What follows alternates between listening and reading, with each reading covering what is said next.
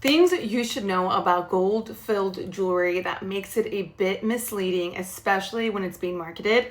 But first, let me explain what gold-filled jewelry is. So in this image, you can see that we have our layer of gold, which will be 5% of the total weight of the jewelry piece.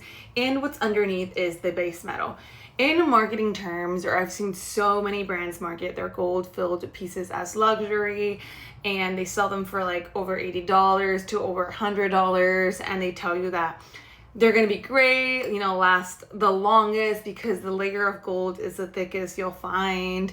And although that may be true in regard to, yeah, gold-filled jewelry does offer you the thickest layer of gold.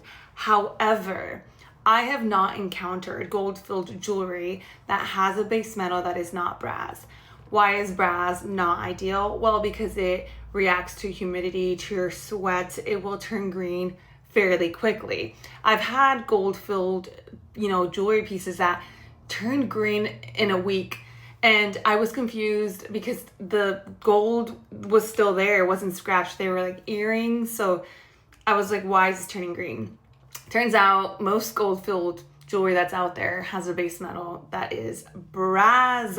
So I personally wouldn't overpay for it unless it's like a statement piece and you don't want it to be, like silver, because that's just going to cost a lot more.